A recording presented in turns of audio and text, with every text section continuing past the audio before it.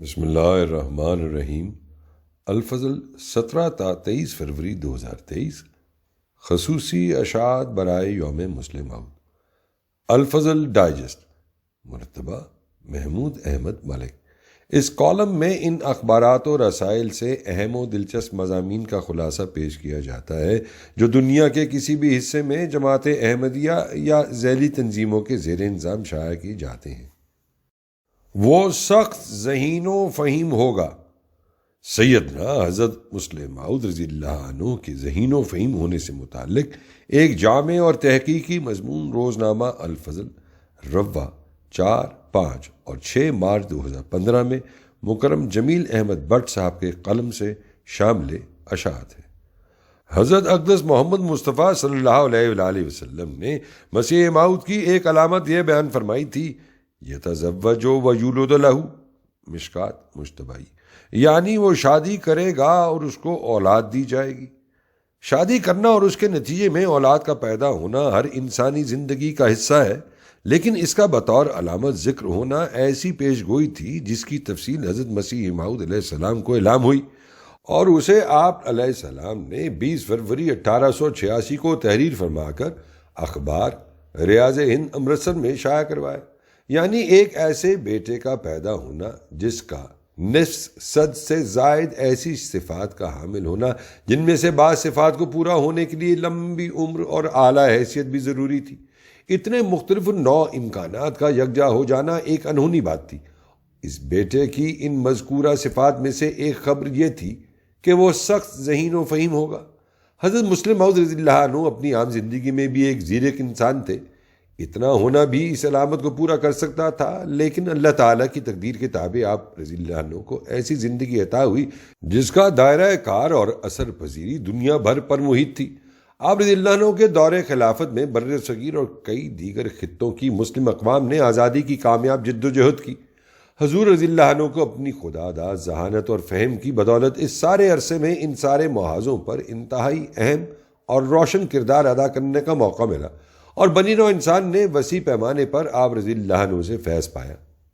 ایک زیرک انسان، عقل و دانش انسان کو مشکل حالات میں زندگی کے معمولات کو بہتر طریق پر بجا لانے اور حالات کے مطابق درست فیصلہ کرنے کی صلاحیت بخشتی ہے۔ اس خوبی کا مالک قائدانہ صلاحیتوں کا مالک ہوتا ہے۔ حضرت مسلم موعود رضی اللہ عنہ کی کامیاب و کامران زندگی کا ہر قدم یہ گواہی دیتا ہے کہ آپ رضی اللہ عنہ سخت ذہین و فہیم تھے۔ دنیا بھر سے سیاسی رہنما، مسلم قائدین، جماعتی عہدیدار اور مختلف پس منظر رکھنے والے سینکڑوں افراد روزانہ آپ رضی اللہ عنہ سے مشوروں کے طالب ہوتے اور آپ کی فہم و فراست اور عقل و دانش سے فیضیاب ہوتے۔ حضرت مسلم موعود رضی اللہ عنہ کا ذہین و فہیم ہونا کم عمری سے ہی نمایاں تھا۔ پیدائشی احمدی ہوتے ہوئے آپ رضی اللہ عنہ نے 9 سال کی عمر میں حضرت مسیح موعود علیہ السلام کے ہاتھ پر بیعت کی۔ 11 سال کی عمر میں آپ رضی اللہ عنہ نے یہ عجیب تجربہ کیا۔ فرمایا، میرے دل میں یہ خیال پیدا ہوا کہ میں خدا تعالیٰ پر کیوں ایمان لاتا ہوں، اس کے وجود کا کیا ثبوت ہے۔ میں دیر تک رات کے وقت اس مسئلہ پر سوچتا رہا۔ آخر 10-11 بجے میرے دل نے فیصلہ کیا کہ ہاں ایک خدا ہے۔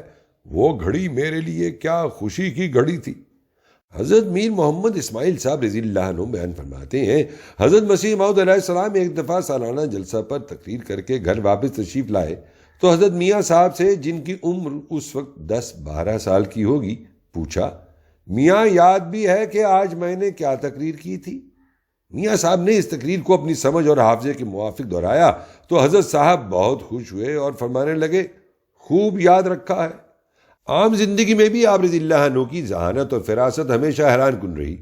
گھر میں عطر کی شیشیوں سے بھری 4 بڑی الماریوں میں سے کسی خاص عطر کی شیشی کی یوں نشاندہی فرمانا کہ فلاں کونے کی الماری کے فلاں خانے کے بائیں کونے میں کٹ وک کی شیشی رکھی ہے، اور گھر سے باہر کیمل پور جیسی دور افتادہ جگہ پر اسٹیشن پر جمع احباب کا مقامی شخص کے تعارف کروانے میں غلطی پا کر آپ رضی اللہ عنہ کا ملاقاتی کو صحیح نام سے مخاطب کرنا سامعین کے لیے حیران کن تجربہ ہوتا۔ 1960 میں بیماری کے عالم میں آپ رضی اللہ عنہ کے ایک ملاقاتی حکیم یوسف حسن صاحب کے لیے اس وقت ایسی ہی حیرت کا سامان ہوا جب آپ رضی اللہ عنہ کے بتانے پر انہیں بمشکل یاد آیا کہ وہ زمانہ پہلے ایک دفعہ حضرت صاحب کی ایک بیٹی کے علاج کے لیے قادیان تشریف لائے تھے۔ مکرم مولانا عبد الرحمن انور صاحب 30 سال آپ رضی اللہ عنہ کے سیکرٹری رہے. وہ بیان کرتے ہیں، ایک یہ امر اکثر دیکھنے میں آتا رہا ہے کہ بہت لمبی لمبی حساب کی میزانوں کو حضور پلک جھپکنے میں کر لیتے اور پیچیدہ حسابی معاملات تو منٹوں میں حل ہو جاتے. 2 بڑے بڑے تاجر جب حضور رضی اللہ عنہ کی خدمت میں حاضر ہو کر اپنی پریشانیوں کا ذکر کرتے تو حضور رضی اللہ عنہ کے مشوروں سے فائدہ اٹھاتے اور سر دھنتے. حضور رضی اللہ عنہ میں عام سے واقعات کے پس پردہ بڑے امکانات کو اخذ کرنے کی زبردست صلاحیت تھی. چنانچہ آپ رضی اللہ عنہ اگست 1924 میں 4 دن اٹلی میں ٹھہرے تو اس دوران آپ رضی اللہ عنہ نے عام مشاہدے سے جو نتیجہ نکالا وہ آپ کے الفاظ میں یوں تھا: اس وقت فاشسٹ پارٹی کا پوری طرح غلبہ نہیں ہوا تھا، جس کا علم ہمیں اس طرح ہوا کہ فاشسٹ پارٹی کا یہ نشان تھا کہ وہ سیاہ قمیص پہنتے تھے، مگر میں نے روم، وینس، اٹلی کے شہروں میں دیکھا کہ بہت کم لوگ تھے جو سیاہ قمیص پہنے ہوئے تھے یا سیاہ ٹائی یا بیج لگائے ہوئے تھے. اسی سفر کے دوران فلسطین میں اپنے مشاہدہ اور اس کا حیرت انگیز نتیجہ نکالنے کا ذکر یوں فرمایا: قوموں کی حرکت دیکھنے کا ذریعہ اسٹیشن ہوتے ہیں جہاں پر پتہ لگ جاتا ہے کہ قوم کے اندر کیسی حرکت پائی جاتی ہے. فلسطین کے ریلوے اسٹیشنوں پر میں نے آبادی کے لحاظ سے 10% یہودیوں کو 90% کی تعداد میں دیکھا اور آبادی کے لحاظ سے 90% مسلمان اور عیسائی 10% نظر آئے. قوموں میں حرکت بڑی اہمیت رکھتی ہے. یہی وجہ ہے کہ قرآن مجید میں سفر کرنے اور سیرو فی الارض کا بار بار ذکر آتا ہے. تحدیث نعمت. اللہ تعالیٰ نے حضرت مسلم موعود رضی اللہ عنہ کو جو دماغی صلاحیتیں عطا فرمائی تھی ان کا بطور تحدیث نعمت آپ رضی اللہ عنہ نے یوں ذکر فرمایا: 1 اگر کوئی پرانی بات بھی میرے مطلب کی ہو تو مجھے بہت یاد رہتی ہے. کام کی چیز مجھے 20 سال کے بعد بھی یاد رہتی ہے، جس کی وجہ یہ ہے کہ اسے پڑھتے یا سنتے وقت میں نے اس کی طرف دماغ کو متوجہ کیا. بعض دوستوں کے خطوط کے جواب جب میں 2 3 ماہ کے بعد لکھواتا ہوں تو میں افسر ڈاک کو بتا دیتا ہوں کہ اس نے یہ نہیں بلکہ یہ لکھا ہے. 2 میں اپنے تجربے کی بنا پر بھی اور اس علم کی بنا پر جو خدا تعالیٰ نے انسانی فطرت اور دماغ کے متعلق مجھے دیا ہے اور بغیر اس کے متعلق کوئی کتابیں پڑھنے کے مجھے ایسا باریک علم عطا کیا ہے کہ بسا اوقات وہ الہام کے مقام تک پہنچ جاتا ہے. انسان کی شکل دیکھتے ہی اس کے تاثرات، جذبات، احساسات ایسے باریک طور پر میرے دل پر منکشف ہو جاتے ہیں کہ میں سمجھتا ہوں کہ وہ الہام مخفی ہوتا ہے. 3 حضرت مسیح موعود علیہ السلام کو خدا تعالیٰ نے سلطان القلم قرار دیا تھا، اس کے مقابلے میں اس نے مجھے اتنا بولنے کا موقع دیا ہے کہ مجھے سلطان البیان بنا دیا. 4 میں خدا کے فضل سے بہت تیز لکھ سکتا ہوں اور میں نے کسی کو نہیں دیکھا کہ مجھ سے تیز لکھ سکتا ہو. میں مضمون کے 100 سوا 100 صفحے ایک دن میں لکھ سکتا ہوں. 5 کوئی علم ہو، خواہ وہ فلسفہ ہو یا علم النفس ہو یا سیاست ہو، میں اس پر جب غور کروں گا ہمیشہ صحیح نتیجے پر پہنچوں گا، اور چونکہ قرآن مجید کے ماتحت ان علوم کو دیکھتا ہوں اس لیے ہمیشہ صحیح نتیجے پر پہنچتا ہوں، اور کبھی ایک دفعہ بھی اللہ تعالیٰ کے فضل سے مجھے اپنی رائے کو تبدیل کرنا نہیں پڑا. 6 میرے ناک کی حس غیر معمولی طور پر تیز ہے، یہاں تک کہ میں دودھ سے پہچان جاتا ہوں کہ گائے یا بھینس نے کیا چارہ کھایا ہے. سیاسی زعماء اور اہل علم شخصیات سے تعلق. حضرت مسلم موعود رضی اللہ عنہ کی خداداد دانش اور حکمت ایک مقناطیس کی مانند نامور سیاسی زعماء اور ادیبوں صحافیوں کے لیے کشش رکھتی تھی. ایک بار کی ملاقات انہیں آپ رضی اللہ عنہ کا گرویدہ کر دیتی. وہ آپ رضی اللہ عنہ سے خط و کتابت کرتے اور دوبارہ ملاقات کی تمنا رکھتے. اسی سبب آپ کا بر صغیر کے چوٹی کے مسلم زعماء اور ہندو لیڈروں سے ذاتی تعلق تھا. اکثر یہ ملاقاتیں رسمی یا محض خیر سگالی کے لیے نہ تھیں، بلکہ ان کا مقصد اہم مسائل کے حل کے لیے حضرت مسلم موعود رضی اللہ عنہ کے دانشمندانہ مشورے کا حصول ہوتا. ان سیاسی زعماء میں قائد اعظم محمد علی جناح، نواب سر ذوالفقار علی خان، مولانا شوکت علی جوہر، مولوی ظفر علی خان، مولانا عبد الباری فرنگی محل، ڈاکٹر سیف الدین کچلو، مولانا ابوالکلام آزاد، نواب بھوپال خواجہ ناظم الدین، نواب لیاقت علی خان، سردار عبد الرب نشتر، سر فیروز خان نون، نواب سر سعید احمد خان چتاری، خان بہادر الہ بخش، وزیر اعلیٰ سندھ، خان بہادر راجہ اکبر علی، خان عبد الغفار خان، شیخ محمد عبداللہ، مسٹر گاندھی، پنڈت جواہر لال نہرو، مسز سروجنی نائیڈو، پنڈت مدن موہن مالویا، ڈاکٹر مونجے، لالا جپت رائے اور مسٹر سری نواس آئنگر شامل ہیں۔ سردار شوکت حیات خان نے 1945 میں قائد اعظم محمد علی جناح کا ایک پیغام پہنچانے کے لیے قادیان کا سفر کیا، جس کی روداد انہوں نے اپنی کتاب گمشدہ قوم میں بیان کی۔ اسی طرح آپ رضی اللہ عنہ سے مراسم رکھنے والے ادیب، شاعر اور صحافیوں میں مولانا محمد علی جوہر، شمس العلماء خواجہ حسن نظامی، مولانا سید حبیب مدیر سیاست، مولانا غلام رسول مہر، مولانا عبد المجید سالک، علامہ احسان اللہ خان تاجور، منشی محمد الدین فاق، مورخ کشمیر، سیماب اکبر آبادی، شوکت تھانوی، حفیظ جالندھری، مرزا فرت اللہ بیگ، حکیم محمد یوسف حسن ایڈیٹر نرنگ خیال، مولانا صلاح الدین احمد مدیر ادبی دنیا، وقار امبالوی، عبد الرحمن چغتائی، سید ابو ظفر نازش رضوی، جوش ملی آبادی، سید عبد القدوس ہاشمی ندوی اور سید عبد القادر پروفیسر اسلامیہ کالج لاہور شامل ہیں۔ حضور رضی اللہ عنہ نے مسلمانوں کے حقوق کے حوالے سے بعض انگریز نمائندوں سے بھی ملاقات کی، جن میں وزیر ہند مانٹیگو اور 1927 میں گورنر پنجاب شامل تھے۔ 1946 میں وائسرائے ہند لارڈ ڈیول سے آپ رضی اللہ عنہ کی خط و کتابت رہی۔ حیرت انگیز دانشمندانہ رہنمائی۔ حضور رضی اللہ عنہ اپنی خداداد دانش اور فہم رضا کی بدولت امت مسلمہ کی بہتری کی خاطر قومی اور ملکی معاملات پر گہری نظر رکھ کر ان کا حل تجویز کرتے اور اس حل پر عمل درآمد کے لیے راستہ بھی، پھر تکلیف اور مشقت اٹھا کر از خود اپنی رائے، تجاویز اور رہنمائی متعلقہ لیڈروں تک پہنچانے کے لیے اقدام کرتے، نیز قومی اہمیت کی کانفرنسوں اور اجلاسوں میں خود شریک ہو کر زیر بحث گتھیوں کو سلجھانے میں اہم کردار ادا کرتے۔ نمونے کے طور پر چند معاملات پیش ہیں۔ 1. ترکی حکومت کا خاتمہ۔ جنگ عظیم اول میں ترکی کی اسلامی حکومت کا جرمنوں سے اشتراک کر کے میدان جنگ میں کود پڑنا اپنے نتائج کے لحاظ سے بعد میں پوری امت مسلمہ کے لیے نقصان دہ ثابت ہوا۔ آپ رضی اللہ عنہ نے اس نتیجے کو پہلے دن ہی دیکھ کر 9 نومبر 1914 کو ایک مضمون میں اسے بالکل بے سبب اور بے وجہ قرار دیا اور فرمایا، اس کی وجہ سوائے اس کے کچھ معلوم نہیں ہوتی کہ اللہ تعالیٰ ترکوں کو ان کی بدعمالیوں اور ظلموں کی سزا دینا چاہتا ہے۔ جنگ میں فتح کے بعد اتحادیوں نے انتہائی غیر منصفانہ انداز میں سلطنت ترکی کے حصے بکھرے کر دیے اور دیگر ذلت آمیز شرائط مسلط کی۔ اس کے رد عمل کے طور پر ہندوستان میں ہجرت، جہاد اور ترک موالات کی تجاویز پیش ہوئیں۔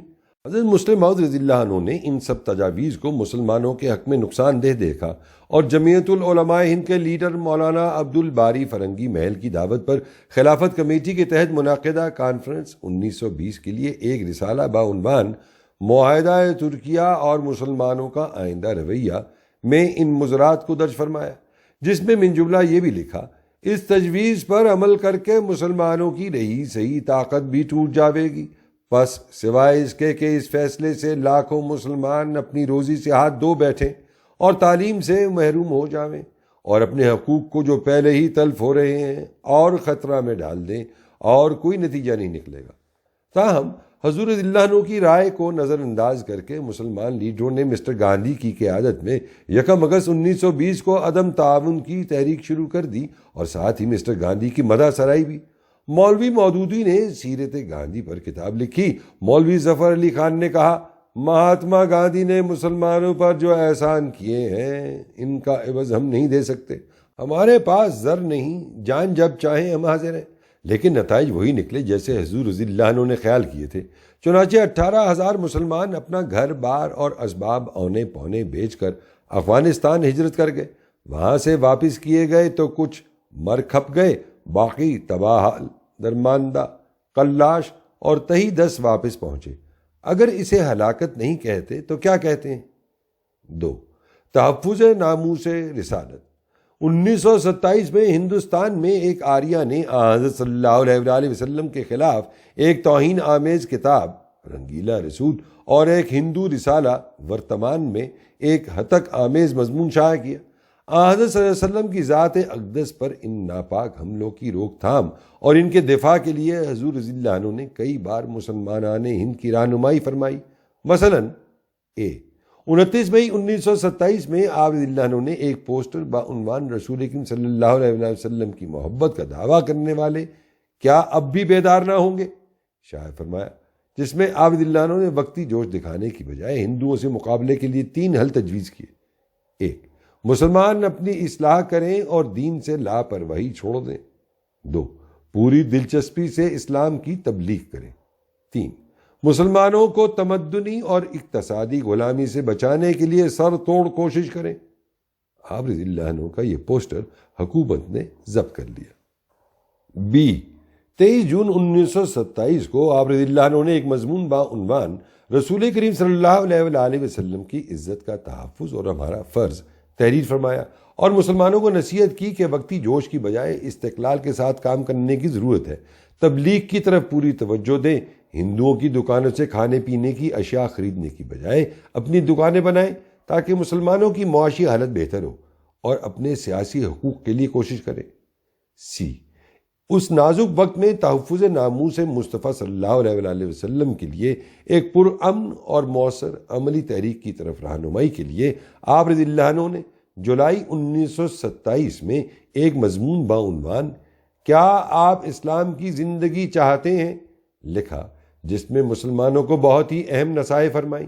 حضور رضی اللہ عنہ کی اس دانش مندانہ قیادت کا اس زمانے کے انصاف پسند مسلم پریس نے برملا اعتراف کیا۔ مثلاً اخبار مشرق نے لکھا، جناب امام جماعت احمدیہ کے احسانات تمام مسلمانوں پر ہیں، آپ ہی کی تحریک سے ورتمان پر مقدمہ چلایا گیا، آپ ہی کی جماعت نے رنگیلا رسول کے معاملے کو آگے بڑھایا، سرفروشی کی اور جیل خانہ جانے سے خوف نہ کھایا، آپ ہی کے پمفلٹ نے جناب گورنر صاحب بہادر پنجاب کو انصاف اور عدل کی طرف مائل کیا۔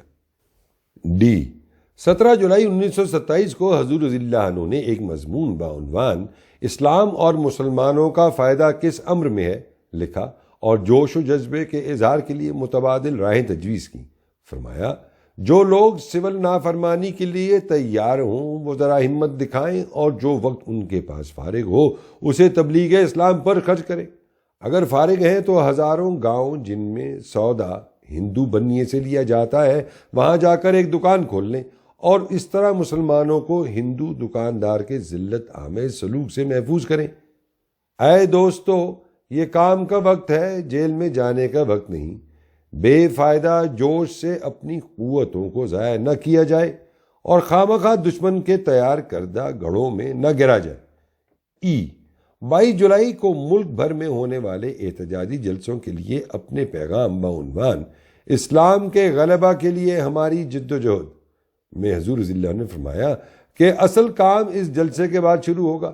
آپ رضی اللہ عنہ نے تجویز کیا کہ ہر شہر، ہر قصبے اور ہر گاؤں میں کمیٹیاں بننا چاہیے جو دلیری اور جرت سے اسلامی حقوق کے لیے مناسب کوشش کرنے کے لیے تیار ہوں۔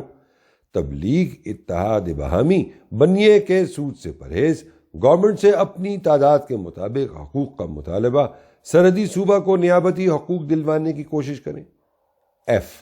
جب ورتمان کے مقدمے میں مجرمان کو سزائیں ہوئیں تو یہ عام طور پر خوشی کا موقع اور جد و جہد کا محاصل سمجھا گیا، لیکن حضرت مسلم موعود رضی اللہ عنہ کا دانشمندانہ رد عمل یوں شائع ہوا، میرا دل غمگین ہے کیونکہ میں اپنے آقا، اپنے سردار حضرت محمد مصطفیٰ صلی اللہ علیہ وسلم کی حد تک عزت کی قیمت 1 سال جیل خانے کو نہیں قرار دیتا۔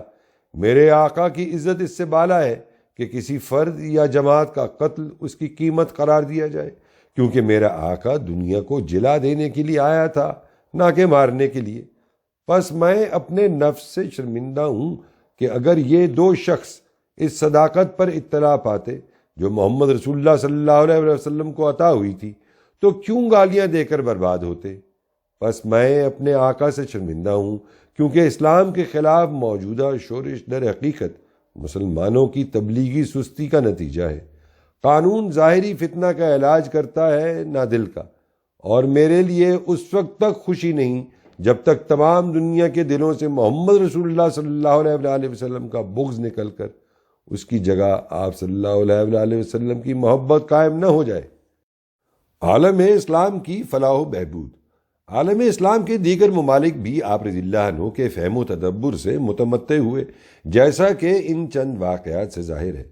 ایک، شاہ سعود کو مشورہ۔ آپ رضی اللہ عنہ نے ایک موقع پر فرمایا، سلطان ابن سعود ایک سمجھدار بادشاہ ہے، مگر باوجود اس کے کہ یورپین تاریخ سے اتنی واقفیت نہیں رکھتے، وہ یورپین اصطلاحات کو صحیح طور پر نہیں سمجھتے۔ ایک دفعہ جب وہ اٹلی سے معاہدہ کرنے لگے تو ایک شخص کو جو ان کے ملنے والوں میں سے تھے، ان کو میں نے کہا کہ میری طرف سے سلطان ابن سعود کو یہ پیغام پہنچا دینا کہ معاہدہ کرتے وقت بہت احتیاط سے کام لیں۔ یورپین اقوام کی عادت ہے کہ وہ الفاظ نہایت نرم اختیار کرتی ہیں، مگر ان کے مطالب نہایت سخت ہوتے ہیں۔ دو، انڈونیشیا کی آزادی۔ حضور رضی اللہ عنہ نے فرمایا، سماٹرا جاوا میں تحریک آزادی چل رہی ہے، اگر وہ کامیاب ہو جائے تو یہ جزائر اسلامی تعلیم کو پھیلانے اور اسلامی عظمت کو قائم رکھنے میں بہت ذریعہ بن سکتے ہیں، لیکن افسوس ہے کہ اسلامی ممالک نے ان کی تائید میں بہت کم آواز اٹھائی ہے۔ پس سخت ضرورت ہے کہ اخباروں میں، رسالوں میں، اجتماعوں میں مسلمان اپنے بھائیوں کے حق میں آواز اٹھائیں اور ان کی آزادی کا مطالبہ کریں۔ اگر اب ان کی امداد اور حمایت نہ کی گئی تو مجھے خدشہ ہے کہ ڈچ ان کی آواز کو بالکل دبا دیں گے۔ اگر انڈونیشیا کے لوگوں کے کانوں میں یہ آواز پڑتی رہے کہ اس آزادی کی جنگ میں آپ لوگ اکیلے نہیں لڑ رہے بلکہ ہم بھی آپ کے ساتھ ہیں، تو وہ بہت زیادہ جد و جہد کریں گے اور امید کی جا سکتی ہے کہ ان کو جلد آزادی مل جائے۔ تین، فلسطین میں یہود کی آبادی۔ فلسطین میں اسرائیل کا قیام اس اسکیم کا منطقی نتیجہ تھا جس کے تحت مغربی طاقتوں نے اس سے پہلے سالوں میں اس خطے میں یہود کو بکثرت آباد کیا۔ حضرت مسلم موعود رضی اللہ عنہ نے اپنے فہم و فراست سے اس سازش کو ابتدا ہی میں بھانپ لیا اور 1945 میں اس کے خلاف آواز اٹھاتے ہوئے فرمایا، صدر ٹرومین تاریں دے رہے ہیں کہ یہود کو فلسطین میں آباد ہونے دیا جائے۔ وہ خود 51 لاکھ مربع میل کے ملک پر قابض ہیں، مگر اپنے ہاں یہودیوں کو آباد نہیں ہونے دیتے، اور فلسطین کا علاقہ زیادہ سے زیادہ 50,000 مربع میل سمجھ لو، وہاں یہود کے آباد کرنے پر زور دے رہے ہیں۔ وہ یہ نہیں کہتے کہ یہودی ہمارے ہاں آ بسیں، بلکہ کہتے ہیں کہ یہود کو فلسطین میں بسنے دو، ورنہ وہ کہاں جائیں۔ یہ کہتے ہوئے شرم بھی نہیں آتی، اور دنیا میں کوئی نہیں پوچھتا کہ 99 گنا زیادہ علاقہ رکھتے ہوئے امریکہ، 99 گنا زیادہ علاقہ رکھتے ہوئے آسٹریلیا اور 99 گنا زیادہ علاقے کی کالونیز رکھتے ہوئے انگریز کیوں یہود کو اپنے ممالک میں بسانے کے لیے تیار نہیں۔ 4، قیام اسرائیل۔ اسرائیل کا قیام ہو جانے پر آپ رضی اللہ عنہ نے اپنے فکر انگیز مضمون بعنوان الکفر ملت واحدہ میں عالم اسلام کو اس مسئلہ کے حل کی طرف یوں متوجہ کیا، دشمن باوجود اپنی مخالفتوں کے اسلام کے مقابلہ پر اکٹھا ہو گیا ہے، کیا مسلمان باوجود ہزاروں اتحاد کی وجوہات کے اس موقع پر اکٹھا نہ ہوگا؟ ہمارے لیے یہ سوچنے کا موقع آ گیا ہے کہ کیا ہم کو الگ الگ اور باری باری مرنا چاہیے یا اکٹھا ہو کر فتح کے لیے کافی جد و جہد کرنی چاہیے۔ اگر پاکستان کے مسلمان واقعی میں کچھ کرنا چاہتے ہیں تو اپنی حکومت کو توجہ دلائیں کہ ہماری جائیدادوں کا کم سے کم 1% حصہ اس وقت لے لے۔ 1% حصہ سے بھی پاکستان کم سے کم 1 ارب روپیہ اس غرض کے لیے جمع کر سکتا ہے۔ پاکستان کی قربانی کو دیکھ کر باقی اسلامی ممالک بھی قربانی کریں گے اور یقیناً 5-6 ارب روپیہ جمع ہو سکے گا، جس سے فلسطین کے لیے باوجود یورپین ممالک کی مخالفت کے آلات جمع کیے جا سکتے ہیں۔ عالم اسلام کی تنظیم۔ 12 دسمبر 1948 کو حضرت مسلم موعود رضی اللہ عنہ نے لاہور لا کالج میں جسٹس S.A. رحمان کی زیر صدارت ایک لیکچر بعنوان موجودہ حالات میں عالم اسلام کی حیثیت اور اس کا مستقبل دیا۔ حضور رضی اللہ عنہ نے فرمایا کہ جب اسلامی ممالک سے معاملہ پڑنے پر یورپ خود ان کی ایک جداگانہ حیثیت قرار دیتا ہے تو کیوں نہ اسلامی ممالک آپس میں اس قسم کا اتحاد کر کے صحیح معنوں میں ایک عالم اسلام قائم کر لیں، جس کا ہر رکن اپنے ملک کی قومیت کے علاوہ اپنے آپ کو ایک بڑی قومیت یعنی عالم اسلام کا رکن قرار دے۔ بر صغیر کے مسلمانوں کی عمومی خیر خواہی۔ 1، مسلم لیگ اور کانگریس نے 1913 میں میثاق لکھنؤ کے تحت ہر صوبے میں اقلیتوں کو زیادہ نشستیں دینے کے فارمولے پر اتفاق کیا۔ حضرت مسلم موعود رضی اللہ عنہ نے اپنی فراست سے سب سے پہلے یہ محسوس کیا کہ اس سے مسلمانوں کو نقصان پہنچے گا۔ چنانچہ ایک احمدی وفد نے وزیر ہند مسٹر مانٹیگو سے ملاقات کی اور یہ تجویز کیا کہ کوئی ایسا طریقہ انتخاب نہ اختیار کیا جائے جس سے کم اکثریت رکھنے والی جماعت کو نقصان پہنچے۔ یہ درست رائے تھی اور بالآخر قائد اعظم نے 1929 میں اپنے 14 نکات میں 30 نمبر پر اسے شامل کیا۔ 2. ہندو مسلم فسادات کے پس منظر میں 14 نومبر 1923 کو لاہور میں ایک پبلک لیکچر میں حضور رضی اللہ عنہ نے مسلمانوں کے لیے 7 خود حفاظتی اقدامات تجویز کیے اور ہندو مسلم صلح کے لیے 7 اصول بیان فرمائے۔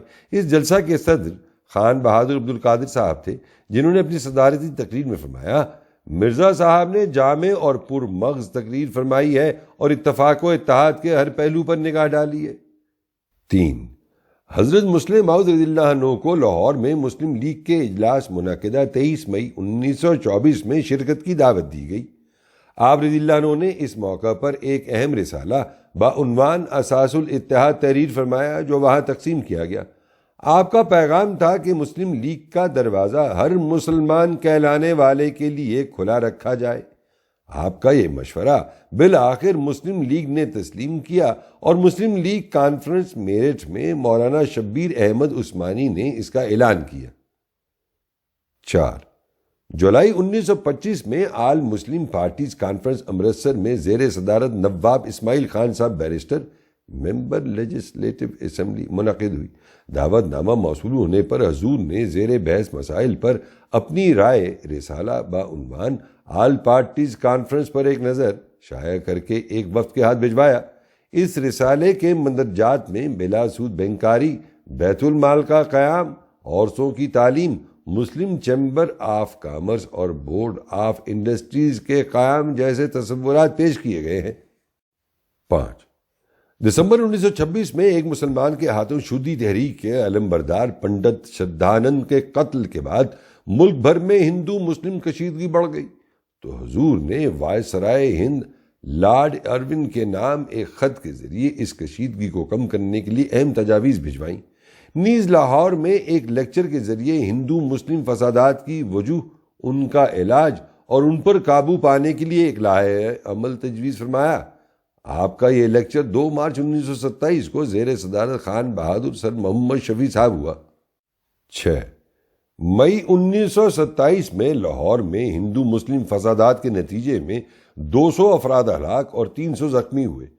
حضور نے فسادات لاہور پر تبصرہ کے عنوان سے اپنے مضمون میں مسلمانان لاہور کی رہنمائی فرمائی، جس میں یہ دور رس مشورہ بھی شامل تھا کہ مسلمان سکھ صاحبان سے تعلقات بڑھائیں۔ حضور نے مسلمانوں کی فلاح و بہبود کے لیے 32 نکات پر مشتمل ایک اسکیم بھی تحریر فرمائی، جس میں مسلمانوں کی معاشی ترقی کے لیے انتہائی مفید اور قابل عمل تجاویز شامل تھیں۔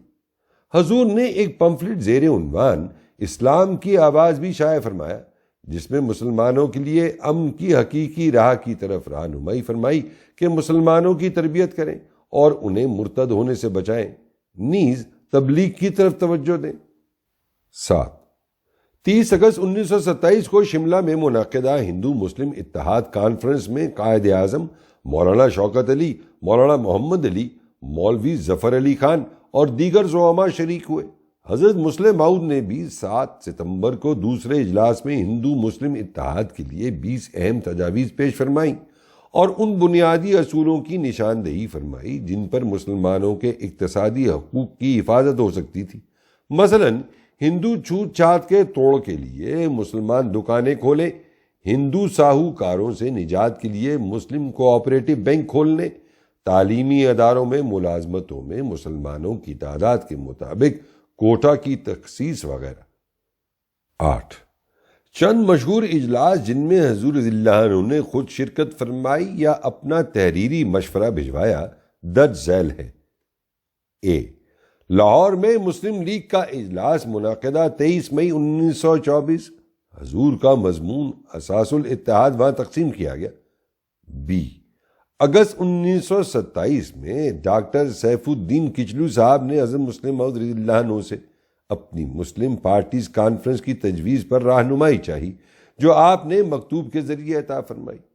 سی، حضور نے 4-5 جولائی 1930 کو آل انڈیا مسلم کانفرنس منعقدہ شملہ میں شریک ہو کر خطاب فرمایا۔ ڈی، لائل پور میں جون 1931 میں زمیندارہ کانفرنس منعقد ہوئی جس میں حضور کا مضمون بعنوان زمینداروں کی اقتصادی مشکلات کا حل پڑھا گیا۔ ای، 26 مارچ 1948 کو پنجاب یونیورسٹی میں منعقدہ اردو کانفرنس میں حضور کا پیغام پڑھ کر سنایا گیا۔ آئندہ شمارے میں جاری ہے۔ جماعت احمدیہ امریکہ کے ماہنامہ النور فروری 2014 میں حضرت مسلم موعود رضی اللہ عنہ کے جلسہ دعویٰ مسلم موعود کے حوالے سے حضرت مولانا خان ذوالفقار علی خان گوہر صاحب رضی اللہ عنہ کی ایک طویل نظم شامل اشاعت ہے۔ اس نظم میں سے انتخاب پیش ہے۔ کیا مبارک جمعہ تھا جب حضرت محمود نے یعنی فرزند گرامی مہدی موعود نے کر دیا اعلان میں ہی مسلم موعود ہوں، 3 کو جو 4 کر دے میں ہی وہ مسعود ہوں، ہاں زمانے کے لیے فضل خدا لایا ہوں میں، کلمت اللہ بن کے دنیا کے لیے آیا ہوں میں مسیحی نفس ہوں اور روح حق کی برکتیں بخشیں گی بیمار انسانوں کو کیا کیا نعمتیں، یہ زمانہ جانتا ہے دل کا ہوں بے شک سلیم، یہ خدائی جانتی ہے ہوں ذہین اور میں فہیم، میرا مولا ہے کریم اور میرا داتا ہے سخی، جس نے بخشے ہیں علوم ظاہری و باطنی، جس نے بخشا ہے شکو و عظمت و دولت مجھے، جس کی رحمت نے بنایا آیا رحمت مجھے، کیوں نہ میری جان میرا دل ہو قربان خدا، جس نے میرے آنے کو اپنا ہی آنا کہہ دیا، ورنہ کیا ہوں اور میری ہستی یہ خاکی ہے کیا، ہاں مگر سر پر ہے میرے سایہ فضل خدا، اس پہ قرباں کیوں میری ہستی کا ہر ذرہ نہ ہو، روح نے اس کی کیا ہے بحر جو قطرہ نہ ہو۔ صداقار ابن سعید۔